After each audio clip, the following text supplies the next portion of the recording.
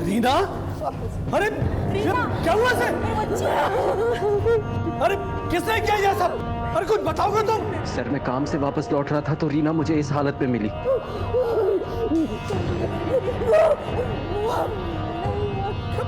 मैंने भी पूछा लेकिन कुछ बता नहीं पा रही है।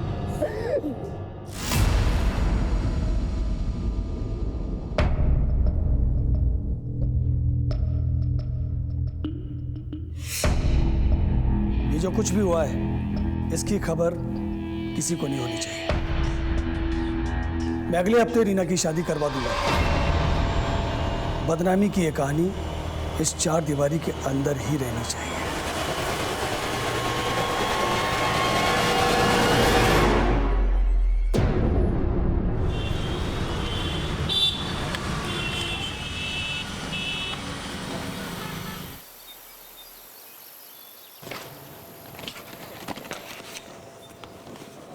अंकिता, लंच तैयार हुआ? हाँ, लाई।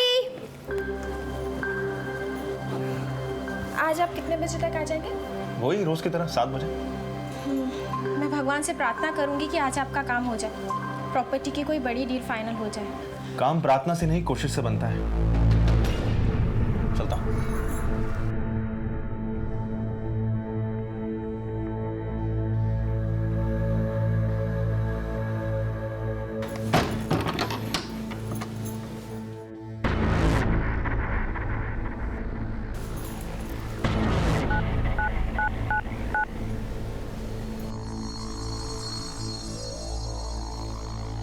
वो चले गए हैं, आ जाओ।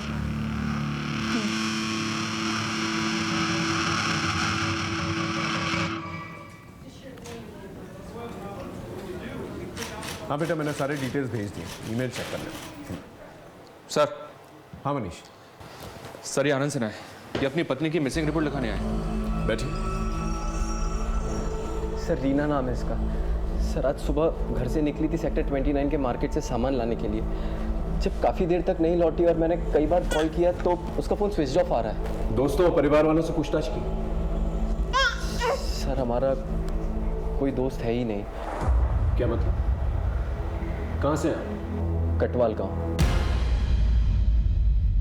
सर रीना का अतीत बड़ा ही अशांत रहा है। कुछ साल पहले रीना के परिवार में आपसी दुश्मनी के कारण रीना का रेप हुआ था। रीना के चचेरे भाई जग्गू ने किया था उसके साथ ये दुष्कर्म।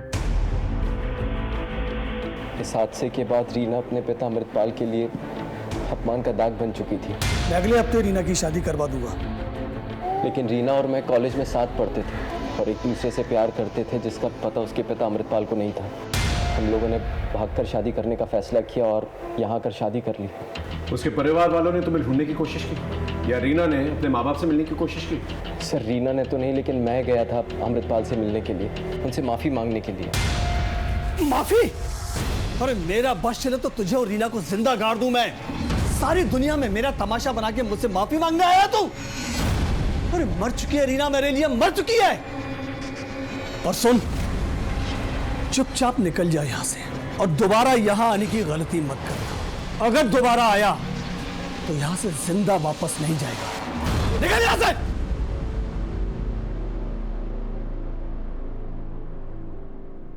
तुम्हारी फैमिली का क्या? उनसे मेलजोल है? सर इस हादसे के पहले ही मेरी माँ रीना को पसंद नहीं करती थी। क्यों? दरअसल रीना को बैडमिंटन खेलने का शौक था। मेरा मैच मिस कर दिया तुमने।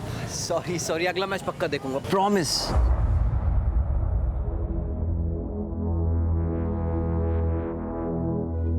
आनंद, तुम्हें कितनी बार कहा है मैंने, हमारी घर की होने वाली बहू इस तरह के खेलकूद में हिस्सा नहीं लेगी, जहाँ पर खेल कम और टांगे ज्यादा देखते हैं। देखने वालों की नजर पे है माँ जी।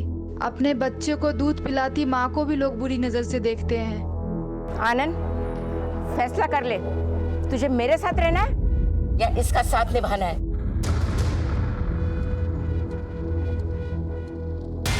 इनसे रीना का मोबाइल नंबर लेके लास्ट लोकेशन ट्रेस करो और मोबाइल की डिटेल्स भी निकालो। जी।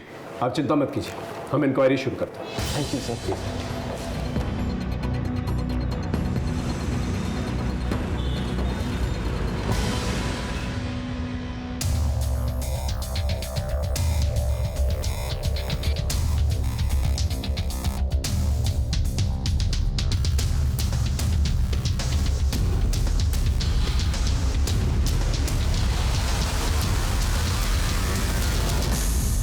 सर रीना की last location sector 29 central market में ही थी।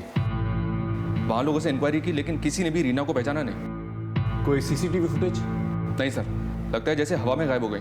आनंद की माँ से भी पूछा, हम नहीं जानते उसकी जिंदगी में क्या चल रहा था और ना ही जानना चाहते।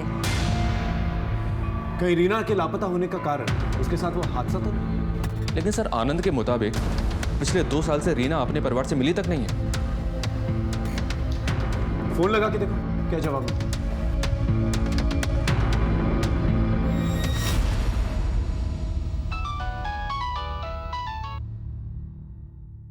हेलो, रीना के पिता अमृतपाल बोल रहे हैं। रॉन्ग नंबर, और दोबारा फोन मत करना। हेलो, फोन कर दिया सर, दोबारा ट्राई करता हूँ।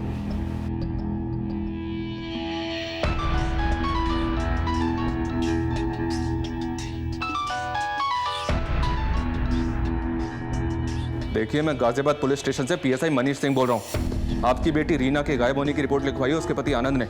कुछ पता है आपको इसके बारे में? मैंने कहा ना, मुझे कुछ नहीं पता और ना पता करना है।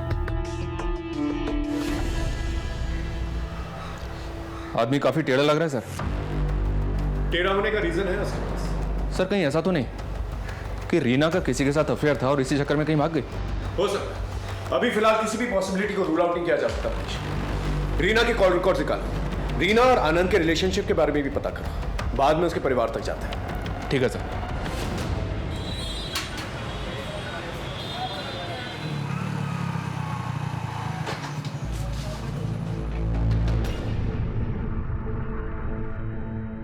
अंकिता कहाँ चली गई?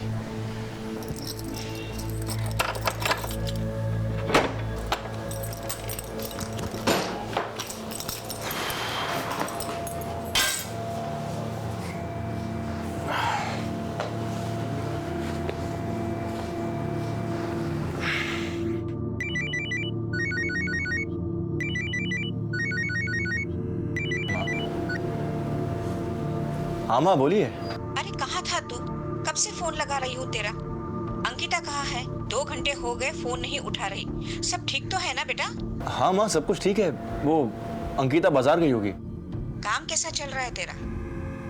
बस ठीक चल रहा है माँ, थोड़ा समय जाएगा संभालने में। अच्छा आप ये बताइए, जो मैंने आपसे कहा था आपने उस बारे में कुछ सोचा? मेरा जवाब तुझे पता है, मेरा इरादा कोई नहीं बदल सकता।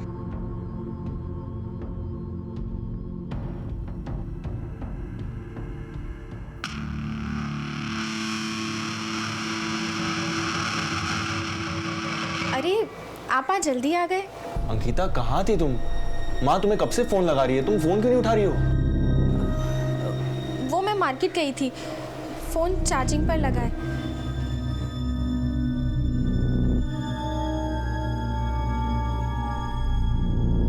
साहब आनंद और रीना यहाँ 2 साल पहले रहने आए थे।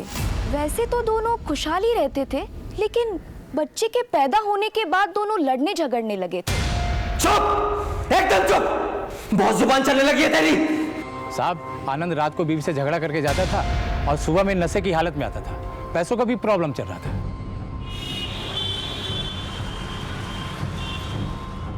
सर। हाँ मनीष। आनंद के पड़ोस में पता किया मैंने, आनंद की शादीशुदा जिंदगी ठीक नहीं चल रही थी। कहीं ऐसा तो नहीं कि इन्हीं हालातों से परेशान होकर रीना कहीं भाग गई? मैंने भी यही अंदाजा लगाया था मनीष, लेकिन शायद वो अपने छोटे बच्चे को छोड़कर कहीं जाए। रीना का पास काफी अशांत था। हो सकता है उसके लापता होने का तार उसके गांव कटवाल से जुड़ा।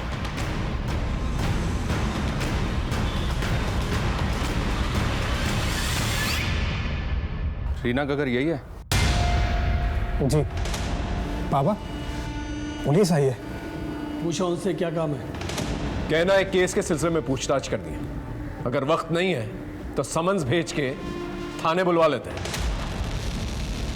मैंने आपसे फोन पे ही कहा था कि रीना से ना तो मेरा कोई रिश्ता है और ना ही कोई लेना देना। क्या हुआ रीना को? कालिक पोती थी रीना ने हमारे परिवार के मुंह पर। जग्गू ने उसके साथ जो कुछ भी किया, उसके बाद मैंने उसके लिए एक बहुत अच्छा रिश्ता तय किया था, लेकिन रीना मेरे नाक के नीचे मेरे ही टुकड़ों पर पलने वाले एक मामूली से आदमी आनंद के साथ भाग गई। इतना सब होने के बावजूद आनंद ने रीना को अपना लिया, उससे शादी भी कर ली। वो तो आपके पास माफी भी मांगने आया था। आनंद उसकी बातों पर भरोसा मत करना। वो मेरे पास माफी मांगने नहीं, जायदाद में हिस्सा मांगने आया था। अगर सीधी तरह से आपने रीना को उसका हिस्सा नहीं दिया ना तो मुझे कोर्ट जाना पड़ेगा। हाँ, अगर आप रीना को अपनाना नहीं चाहते तो मत अपनाओ, लेकिन उसे उसका हिस्सा तो देना पड़ेगा। अच्छा, तो कोर्ट जाएगा? जा, मुझे जो देना था वो दे चुका हूं। अब तुझे इस घर से सिवाय बेइज्जती के और कुछ नहीं मिलेगा। हम यहाँ रीना की मिसिंग कंप्लेंट की तफ्तीश कर रहे हैं। क्या आप लोग में से कोई जानता है कि रीना कहाँ है? एक बार चली गई सो चली गई, पलट के वापस नहीं आई सर। ठीक है, जैसे आप लोगों को कुछ पता चलता है हमें बताइएगा।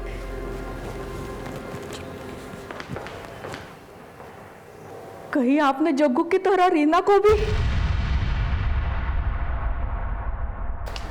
इस आनंद ने हमसे झूठ कहा। मैं गया था अमृतपाल से मिलने के लिए, उनसे माफी मांगने के लिए। अगर इनकी बात माने तो ये मामला कुछ और ही है सर। हो सकता है कि आनंद ने ही रीना के साथ कुछ कर दिया हो सकता है।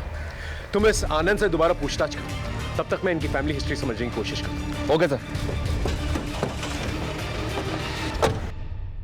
सर, वो अमृतपाल झूठ बोल रहा है।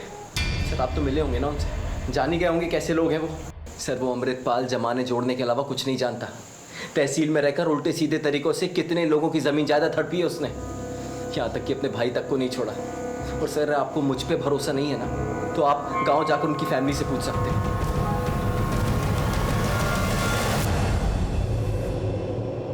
साहब, अमृतपाल ने हमें बर्बाद कर दिया था। सारी उपजाऊ ज़मीन उसने अपने नाम पे कर ली थी और सारी बंजर ज़मीन उसने हमारे लिए छोड़ दी। इस बात को लेकर जब मेरे बेटे जगन्नाथ ने आवाज़ उठाई तो अपनी ही बेटी के बलात्कार की झूठी केस में उसे फंसा दिया। मुझे आज भी याद है।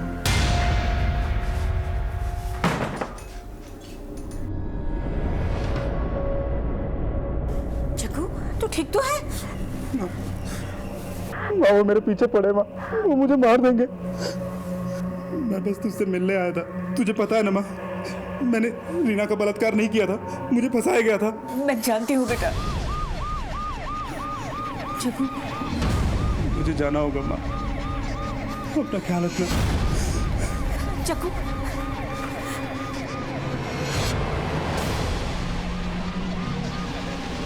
जब वो जेल से बाहर आया तो अमृतपाल ने मुखभरी करके उसे पुलिस के हाथों मरवा दिया।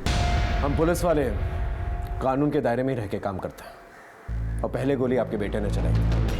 खैर, हम इस बारे में बात नहीं कर रहे। हम आपकी भतीजी रीना, उसकी खोज कर रहे हैं। उसके बारे में कुछ पता है आपको? रीना बहुत अच्छी लड़की थी, सारे उसे बहुत पसंद करते थे। अमृतपाल के दोस्त का बेटा कपिल, वो भी उसे बहुत पसंद करता था। कुछ दिनों के बाद कपिल उस पर हक जमाने लगा तो रीना ने उसे छोड़ दिया। फिर भी कपिल ने उसका पीछा नहीं छोड़ा। जब रीना का बलात्कार हुआ, उसके बावजूद भी कपिल उसके साथ शादी करने के लिए तैयार था, मगर रीना वो तो आनंद के साथ भाग गई। कोई और नजदीक था रीना के? जी, मेरा बेटा सूरज, जो साहिबाबाद में अपने पत्नी के साथ रहता है। उसका काम जम जाए ना तो मैं भी चली जाऊंगी यहाँ से। आप उससे फोन करके पूछ सकती हैं कि उन दिनों क्या बातचीत हुई थी। जी साहब। The number you are trying to call is currently switched off. इसका नंबर नहीं लग रहा है साहब। मैं अपनी बहू का नंबर मिलाती हूँ। प्लीज ट्राई कीजिए। The number you are trying to call is currently switched off. इसका भी स्विच ऑफ आ रहा है। ठीक है, आप इनका फ़ोन नंबर और पता हमें दे दीजिए, और उसका पिन, उसका नंबर भी दीजिए। इन सबके नंबर ले लो, उनके कॉल रिकॉर्ड्स भी निकालो। ठीक है? देखा आपने कितनी उलझनें थी इनके रिश्तों में। कोई भी ब्लॉक सीधी नहीं बैठ रही थी, और हम हर एक मिलती लीड के साथ और ज्यादा हैरान होते जा रहे थे। यहां से मैं आपको लेके चलता हूं उस मौका वारदात पे जहां से हमने इस कहानी की शुरुआत की थी।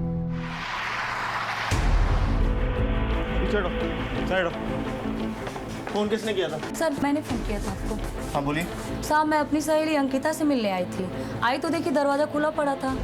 अंदर जाके देखी सारा सामान बिखरा पड़ा था और घर में भी कोई नहीं है सर। लेकिन सर एक बात मुझे बहुत खटकी। चलिए मैं आपको दिखाती हूँ।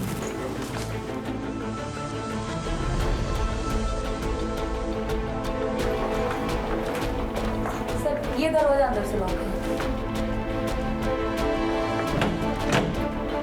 शुक्ला छोड़।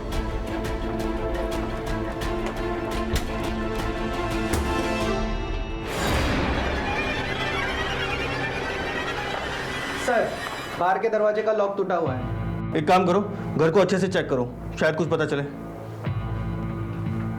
यहाँ और कौन कौन रहता है? सर अंकिता और उसके हस्बैंड कुछ ही महीना पहले शिफ्ट हुए हैं सर।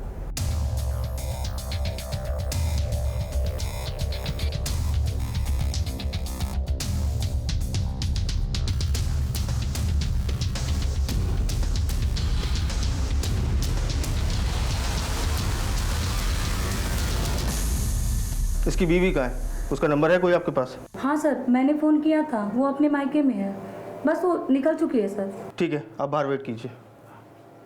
सर।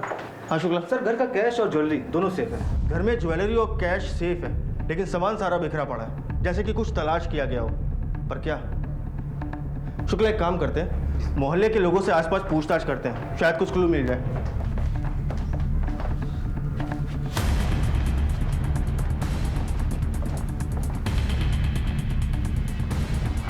कातिल को हमला करने के लिए इस ऊंचाई तक चढ़ना पड़ा होगा।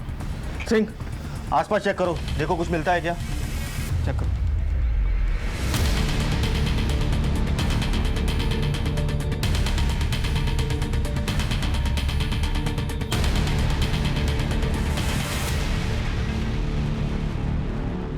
सर।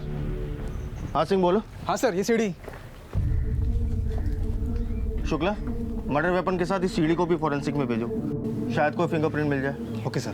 सर ये पास में ही गन्ने का जूस का ठेला लगाता है, इसने कुछ देखा है? क्या देखा तुमने? साहब परसों शाम से एक बूढ़ा आदमी यहाँ आता था और उसके हाथ में एक ऐसी सीढ़ी थी और हाथ में एक सब्वल था। देखने में कैसा था? उसका स्केच बनवा सकते हो? नहीं साहब, इतना ध्यान से उसका चेहरा नहीं देखा था। ठीक है, जा सकते हो। शुक्ला। जी सर। इस बूढ़े आदमी के बारे में पता करो, मुझे लगता है कि हमलावर यही है। और इस सीढ़ी और सब्बल के बारे में भी पता करो, देखो ये कहाँ से खरीदा गया है। पास ही में एक मजदूर चौक भी है, वहाँ भी पूछताछ करो। Okay sir. अबे हाथ पैर तो सलामत है, फिर फोन काहे नहीं उठा रहे हो? 25 लाख का कर्जा बहुत बड़ी बात है बाबू। हम जानते हैं भैया, बस 2-3 हफ्ते और दे दो, हम पूरा पैसा लौटा देंगे। अबे 2-3 हफ्ते में क्या तुम्हारी लॉटरी लगने वाली है? भैया हम कोशिश कर रहे हैं, कुछ ना कुछ बंदोबस्त हो जाएगा। आप तो जानते हैं कि कितनी परेशानी में हैं अभी हम।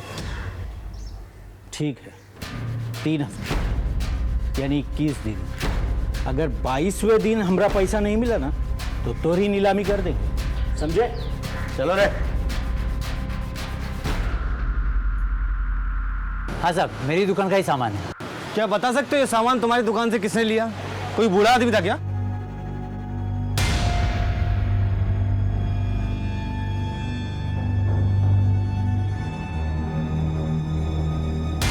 हाँ साहब, बूढ़ा आदमी था। आप उस बूढ़े आदमी का स्केच बनवा सकते हो? इतना साफ तो याद नहीं है साहब मुझे। ठीक है, थैंक यू। कांस्टेबल एक काम करो, इस एरिया के सारे सीसीटीवी फुटेज चेक करो, कहीं ना कहीं कैप्चर तो हुआ होगा। सर मैं 1 हफ्ते के लिए अपने मायके गई थी क्योंकि मेरे पति भी गांव जाने वाले थे। अंकिता क्या लगता है आपको, आपके पति की हत्या किसने की होगी? सूरज की किसी से कोई दुश्मनी थी? पता नहीं सर, मेरे पति तो बहुत सीधे साधे इंसान थे, प्रॉपर्टी डीलिंग का काम करते थे। लेकिन सर उनका कुछ दिनों से एक समीर नाम के प्रॉपर्टी डीलर से झगड़ा चल रहा था। इनफैक्ट सर उस समीर ने उनको धमकाया भी था। ठीक है अंकिता, अभी आप जा सकती हैं, जरूरत पड़ने पे हम आपको फिर बुलाएंगे। जी सर।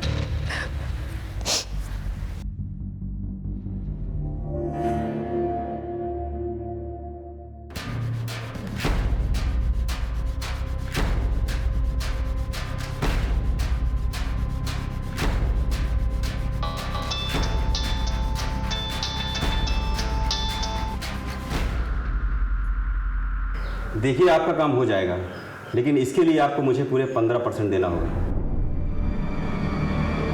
मंजूर है। सर सूरज की पोस्टमार्टम रिपोर्ट आ गई है। रिपोर्ट से मालूम चला है कि सूरज की मौत कल दिन में हुई है। सर मर्डर वेपन पर हमें जो उंगलियों के निशान मिले थे वही उंगलियों के निशान हमें सीढ़ी पर मिले। शुक्ला, इस इन्वेस्टिगेशन के दौरान जिन जिन लोगों से तुम पूछताछ करोगे उन सब के फिंगरप्रिंट मुझे चाहिए। जी सर। सूरज की दुश्मनी किसी समीर नाम के प्रॉपर्टी डीलर से थी। उठा के लाओ समीर को। बताएगा? हाँ साहब, सूरज के साथ मेरा झगड़ा था। वो मेरे एरिया में अपना बिजनेस सेटअप कर रहा था, इसलिए धमकाया था मैंने उसे। लेकिन उसकी मौत में मेरा कोई हाथ नहीं है। तो 5 सितंबर को कहा था तू? जीटी रोड पर शिवा रिसोर्ट है, अपने दोस्तों के साथ पिकनिक मना रहा था। पता कर लीजिए आप। वो तो हम पता लगा ही लेंगे, लेकिन जब तक इस केस में हमें कुछ और पता नहीं चल जाता तू यहीं रहेगा। सर। हाँ शुक्ला। सर गाजियाबाद थाने से सूरज की पूछताछ के लिए टीम आई है। गाजियाबाद पुलिस? तो ये रीना सूरज की कज़न है और 5 सितंबर से गाजियाबाद से लापता है। हम इसे ढूंढते ढूंढते यहाँ तक आ गए। पहले रीना गायब हुई, उसके बाद उसका कजन सूरज, उसका मर्डर हो गया। मुझे लगता है ये दोनों केस आपस में जुड़े हुए हैं, लेकिन सूरज के केस में अभी तक कोई सुराग हमें नहीं मिला। हमें भी अपनी तफ्तीश में कुछ नहीं मिला। सर, हम लोग रीना और सूरज के कॉल को टैली कर रहे थे। कुछ हफ्तों से ये दोनों एक दूसरे के साथ रेगुलर टच में थे। एक बात और सर, कपिल ने भी रीना को कई सारे कॉल्स किए हैं। कपिल के फोन की लोकेशन रीना के मोहल्ले की दिख रही है। यहाँ तक कि 5 सितंबर को उसी एरिया में वो था जिस दिन रीना गायब हुई। इसका मतलब कपिल रीना पे नजर रखे हुए था और रीना कॉन्स्टेंटली टच में थी सूरज के। अब लगने लगा है ये दोनों केसेस एक दूसरे से जुड़े हुए हैं। सर, ये फुटेज। सर ये दिल्ली जाने वाले रास्ते की सीसीटीवी फुटेज।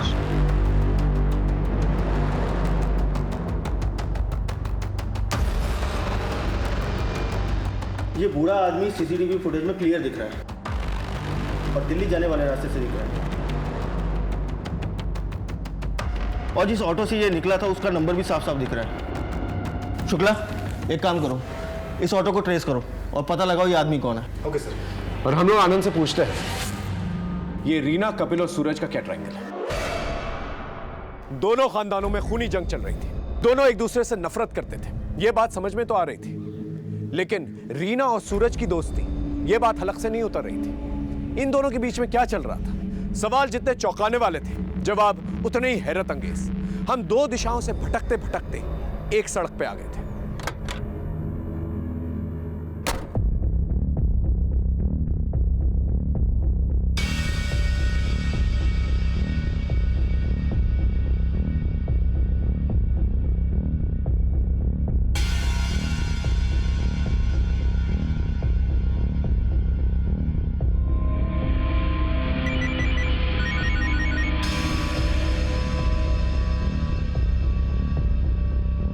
हेलो। नहीं, कुछ दिनों तक मेरे को भी फ़ोन मत करना। मैं खुद आकर मिलूंगा और तुम्हारा सारा हिसाब चुकता कर दूंगा।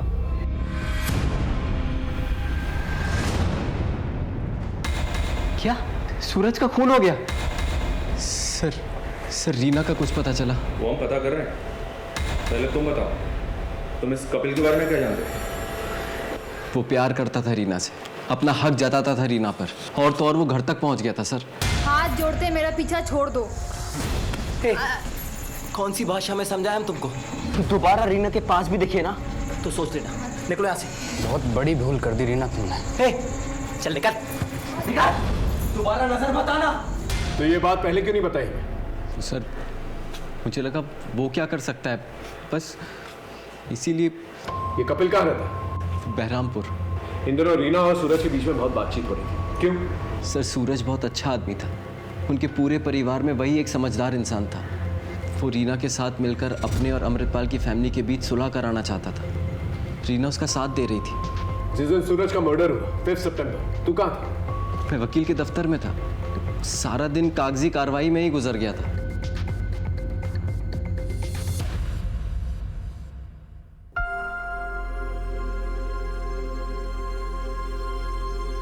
जो हुआ सो हुआ माँ, भूल जाइए। एक नए सिरे से शुरुआत कीजिए माँ। और ले देखिए, एक चाचा जी तो हैं हमारे, इस नफरत की लड़ाई को हम यही खत्म कर देते हैं।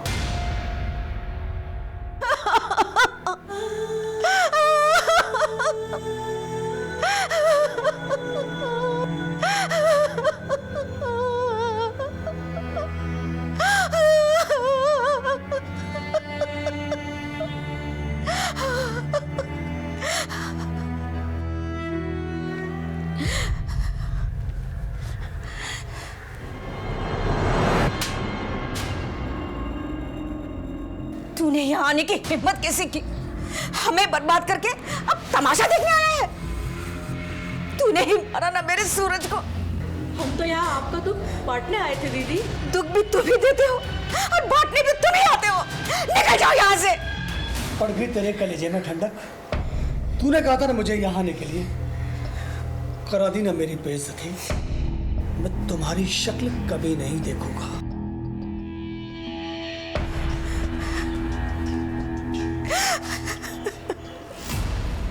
रीना ने तुझे छोड़ दिया, लेकिन तूने रीना को नहीं छोड़ा, क्यों?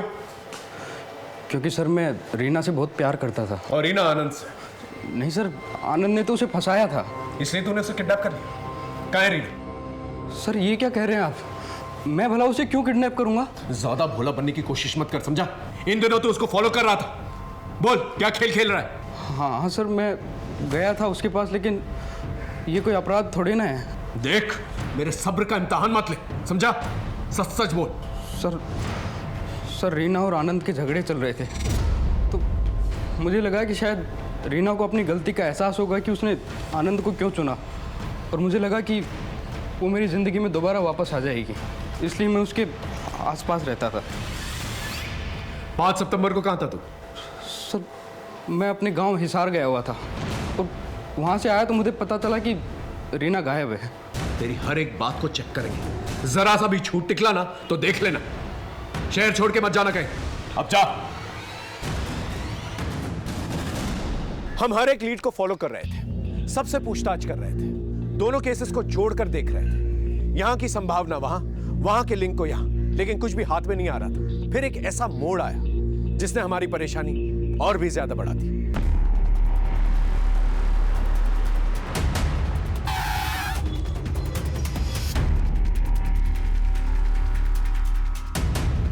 साहब ये देखो साहब।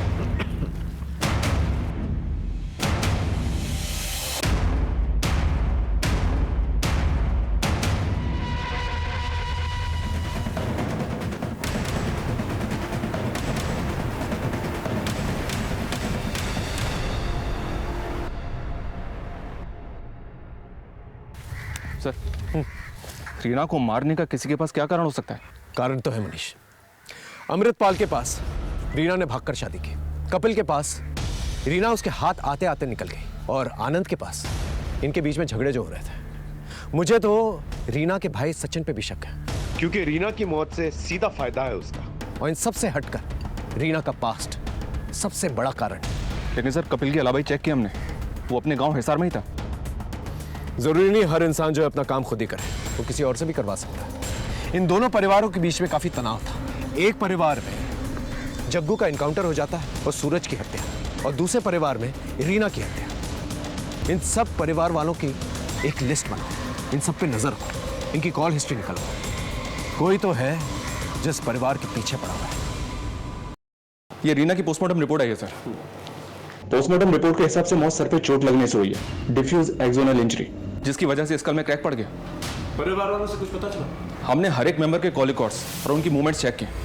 एक बात सामने आई है सर, ये अमृतपाल दोनों ही मर्डर्स के दिन गाजियाबाद में था, और हर बार कुछ घंटों के लिए इसका फोन भी बंद था। सूरज की पत्नी अंकिता की ये बात झूठ थी सर कि वो मायके में थी, जबकि उसका फोन गाजियाबाद में ही राजनगर में एक्टिव था, और अक्सर वहीं एक्टिव रहा है। रीना के भाई सचिन के भी कॉल रिकॉर्ड्स हमने खंगाले सर, उसमें 1-2 नंबर्स ऐसे सामने आए हैं जिन पर इसने उन दिनों कई सारे कॉल्स किए हैं। हम चेक कर रहे हैं। एक काम करो, अंकिता को थाने बुला और इस अमृतपाल और सचिन पे नजर रखो, एक एक को घेरता है। इस बूढ़े आदमी को तुमने ही अपने ऑटो से छोड़ा था ना? हाँ साहब, इसको यमुना विहार में छोड़ा था साहब, बहुत जल्दी में था साहब। 50 रुपए की जगह सर 100 रुपए दिया। और कोई बात नोटिस की तुमने? सर इसके पास एक ब्लैक कलर की बैग थी साहब। तुम उस जगह ले जा सकते हो जहाँ वो उसे छोड़ा था? जी साहब। चल, ये रहे तुम्हारे कॉल रिकॉर्ड्स। हमसे झूठ क्यों कहा तुमने कि तुम्हारे पति के मर्डर के दिन तुम अपने मायके में थी?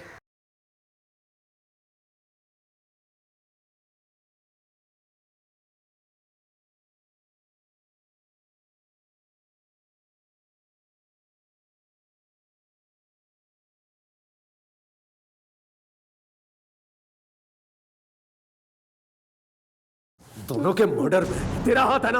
अगर इसका हाथ नहीं है तो फिर किसका हाथ है? क्योंकि इसके अलावा हमारे रडार में और कोई बूढ़ा आदमी नहीं है। कुछ तो मिसिंग है मनीष।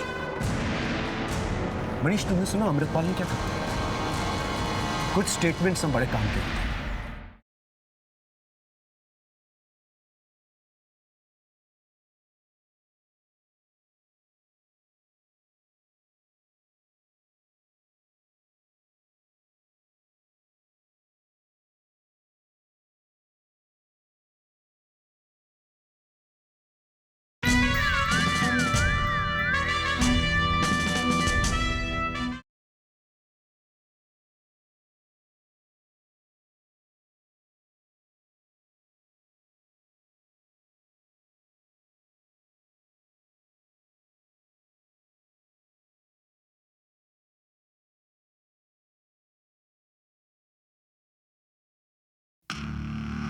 जबकि तुम गाजियाबाद में थे, राजनगर, क्या छुपा रहे? सर वो मेरा किसी के साथ अफेयर चल रहा है। लेकिन तुमने तो कहा था कि तुम्हारा पति एक अच्छा इंसान है, तुम्हारी अच्छे से देखभाल करता है, फिर ये अफेयर? सर मैं सूरज को बहुत प्यार करती थी, लेकिन मुझे उससे पति का सुख नहीं मिल पा रहा था, इसलिए सर मेरे कदम थोड़े बहक गए थे। कौन है? क्या नाम है इसका? मेरे कॉलेज का ही दोस्त है सर, अनिल। और उसके साथ मिलकर तुमने सूरज की हत्या कर दी? सर ये आप क्या कह रहे हैं? सूरज के साथ ऐसा करने का मैं सोच भी नहीं सकती। और सर ये बात आप भी जानते हैं, जिस वक्त सूरज की मौत हुई उस दिन राजनगर में थे हम दोनों। सर मेरी बात का यकीन कीजिए। हमारे पास शक की भी वजह है और यकीन की भी। हमारी नजर है तुम पर।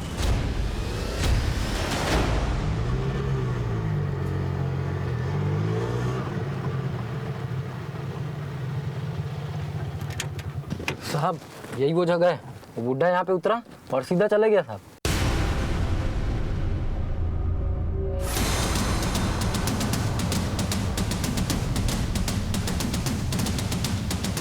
सारे एरिया को छान मारो।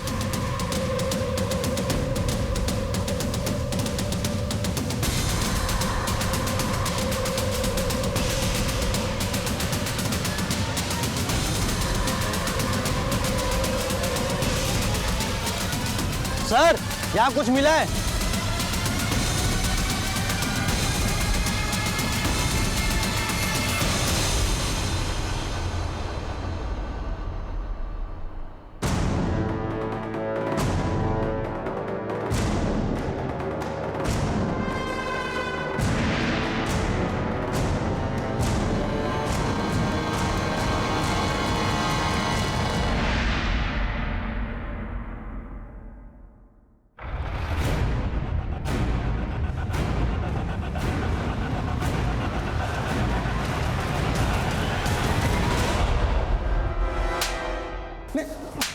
बोल, इतने पैसे लेके कहां जा रहा था तू? रीना के मर्डरर्स के पास?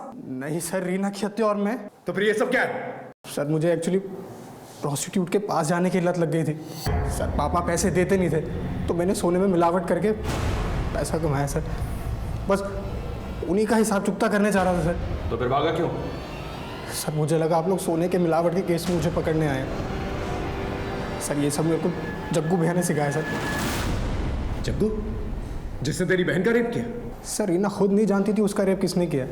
सर उस हादसे के बाद पापा ने उसे घर में कैद कर दिया था, और सर हम लोग को बाद में पता लगा कि वो प्रेग्नेंट है, तो पापा ने उसका अबॉर्शन करा दिया और कपिल के साथ उसकी शादी फिक्स कर दी, जिससे किसी को कुछ पता ना चले। कपिल शादी करने के लिए तैयार था, लेकिन तब तक रीना भाग गई थी और पुलिस को जग्गू की लोकेशन भी पापा ने दी थी, जिस मुठभेड़ में वो मारा गया।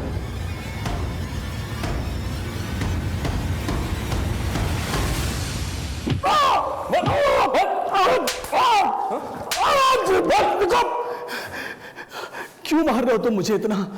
तुमको मालूम है ना कि ये गैर कानूनी है, और इसके लिए मैं तुम्हें कोर्ट में घसीटूंगा। कोर्ट जाने लायक बचेगा तब ना। हटा दे। देखो देखो, बता दो, सब बता दो। शुरुआत से बता। अरे जग्गू तू। चाचा तुमने बहुत नाइंसाफी की हमारे साथ। अरे पैसे पैसे का मोहताज बना दिया हमें, लेकिन अब नहीं चलेगा तुम्हारा ये सब। शराब पी के आया क्या है? चल निकल यहाँ से, निकल। छोड़ूंगा नहीं मैं तुम्हें चाचा। मुझे समझ नहीं आ रहा था कि जग्गू से कैसे छुटकारा पाऊं, और फिर एक दिन रीना, अरे क्या हुआ से? रीना का बलात्कार किसने किया है ये उसे नहीं पता था। जो हो गया उसे तो नहीं बदल सकता था, लेकिन जग्गू को इस केस में फंसाकर उससे मैं जरूर छुटकारा पा सकता था। इसलिए मैंने जग्गू के खिलाफ FIR दर्ज करा दी। जग्गू गिरफ्तार हो गया, लेकिन इतना सब कुछ होने के बाद रीना का हाथ कोई नहीं थामने वाला था। इसलिए मैंने जमीन का एक हिस्सा रीना के नाम कर दिया। वो जमीन भी मेरी हड़पी हुई थी। इतना लालची आदमी है तो अपनी बेटी के इतने बड़े हादसे को अपने फायदे के लिए इस्तेमाल किया। जग्गू को दोबारा कैसे फंसाया? जेल से छूटने के बाद जग्गू और भी खतरनाक हो गया था और पुलिस का एक वांटेड मुजरिम था। इसलिए मैंने उसके लोकेशन की इंफॉर्मेशन पुलिस को दी थी। चल अब इतना बता दिया तो ये भी बता दे, रीना और सूरज के मर्डर के दिन तू गाजियाबाद में क्या कर रहा था और तेरा मोबाइल फोन क्यों ऑफ था? दोनों के मर्डर में तेरा हाथ है ना? बोल बोल। नहीं, गाजियाबाद में अक्सर तहसील के काम से जाता हूँ और वहां मुझे अपना फोन स्विच ऑफ रखना पड़ता है। मैंने इन दोनों में से किसी का मर्डर नहीं किया। सर ये अमृतपाल क्या सच कह रहे हैं? अगर इसका हाथ नहीं है तो फिर किसका हाथ है? क्योंकि इसके अलावा हमारे रडार में और कोई बूढ़ा आदमी नहीं है। हमने रीना और आनंद की पूरी जिंदगी खंगाल ली, सारे एलिबाइज भी चेक कर लिए, कुछ नहीं मिला। कुछ तो मिसिंग है मनीष। सर एक नई इन्फॉर्मेशन हाथ लगी है। सर हम जैसे बूढ़ा आदमी समझ रहे थे, बल्कि बूढ़ा आदमी नहीं, बूढ़े आदमी की भेष में था। उस रिक्शे वाले ने जिस जगह उसको उतारा था उस जगह से हमें कुछ चीजें मिली हैं, जैसे जले हुए बाल और बैग।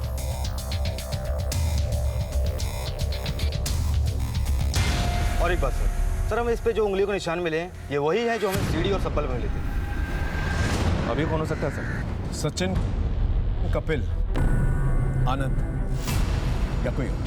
लेकिन सर इन सब के रिकॉर्ड्स, इनके अलावा हमने ऑलरेडी चेक किया, सब ठीक है। मनीष तुमने सुना अमृतपाल ने क्या कहा? कुछ स्टेटमेंट्स बड़े काम के होते हैं। एक काम कर मनीष। Okay sir.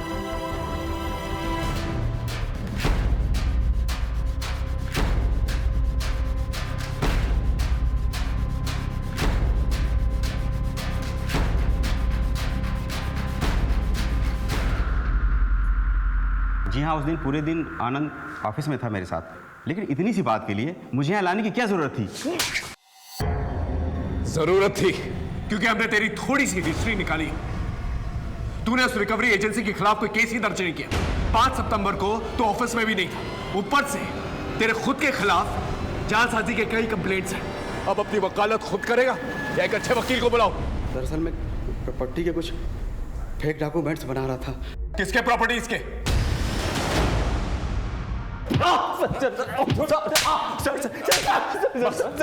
मुझे क्यों मार रहे? तेरे वकील ने तेरी वकालत छोड़ दी है, समझा? अपना जुर्म कबूल कर लिया। अब तेरा DNA और फिंगरप्रिंट सारी कसर पूरी कर देंगे। अब सच सच बता। बोल। मैं बताता हूँ, पूरी तरह से कर्ज में डूबा हुआ था। लेनदार धमका रहे थे सर। तभी मुझे पता चला कि रीना के बाप ने उसके नाम पे बहुत सारी जमीन कर रखी है, लेकिन वो रीना को दरिया दिली सूझ रही थी। आनंद उस जमीन को भूल जाओ। पापा ने धोखे से हथिया था वो जमीन, जिसकी थी हमने वापस कर दी। किसे? सूरज को। अपने पति की मदद करने में बड़ी दिक्कत हो रही है तुमको, लेकिन अपने दुश्मनों पर लौटाने के लिए सब कुछ है तुम्हारे पास। देखो पापा ने जो गलती की है ना, उसे मैं सुधारना चाहती हूँ। मैं और सूरज मिलकर ये दुश्मनी खत्म करना चाहते हैं। और रही बात तुम्हारे कर्जे की आनंद, उसके जिम्मेदार तुम खुद हो, मैं नहीं। बहुत मुँह चलने लगा है, बहुत मुँह चलने लगा है। उसके बाद मैंने रात में चुपचाप रीना की बॉडी को एक बोरे में भर के जंगल में फेंक दिया। सूरज को क्यों मारा? सर मैं सूरज के पास गया था वो प्रॉपर्टी के पेपर वापस मांगने के लिए। अरे आनंद, तुम यहाँ? सब ठीक है ना? रीना ने अपना इरादा बदल दिया है। वो ये प्रॉपर्टी अपने बच्चे के भविष्य के लिए रखना चाहती है। मैं जरा एक बार रीना से बात कर लेता हूँ। The number you are trying to call is currently switched off. Phone switch off आ रहा है उसका।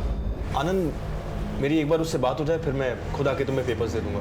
मुझे पता था कि सूरज मुझे वो पेपर्स देने वाला नहीं है, इसलिए मैंने सोचा कि उसे रास्ते से ही हटा देता हूँ। फिर ये बूढ़ा आदमी बनने का नाटक क्यों किया? सर वो जमीन कटवाल में है।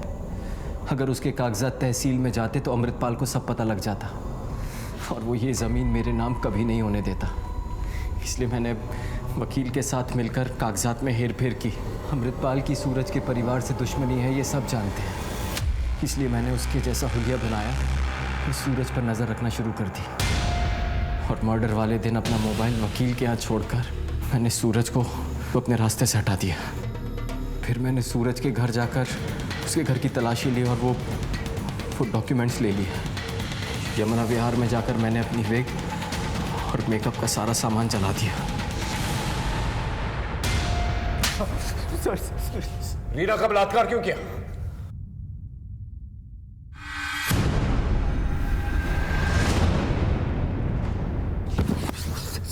बोल, रीना का रेप क्यों किया? बोल। सर बताता सर, वो अमृतपाल रीना के लिए रिश्ते ढूंढ रहा था और वो कपिल उसके पीछे पड़ा हुआ था।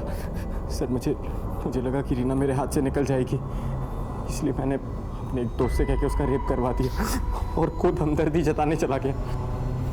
मैं रीना को भगा कर ले गया, सोचा कुछ दिन में सब कुछ ठीक हो जाएगा, लेकिन कैसा इंसान है तू? अपनी लालच में इतनी तबाही मचाई, अब सारी जिंदगी जेल में सड़ना और यही सोचना। हर जुर्म के पीछे एक कहानी होती है, एक दस्तक होती है। जो वक्त रहते संभल गए तो संभल गए, वरना जुर्म की ये खाई अच्छों को निगल जाती है। फिर मिलेंगे एक नए केस के साथ, तब तक देखते रहिए क्राइम पेट्रोल दस्तक। मकसद बताना नहीं, बचाना।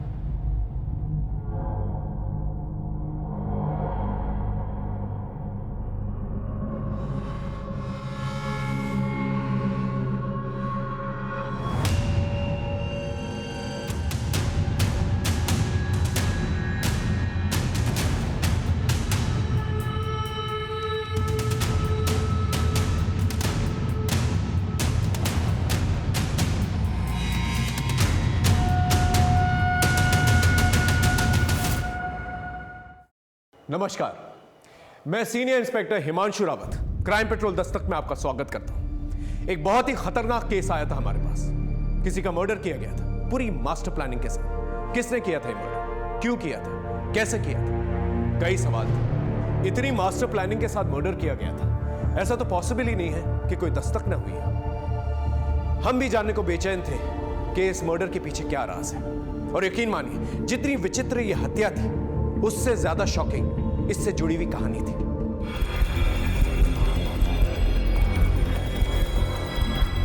The number you are trying to call is currently not reachable.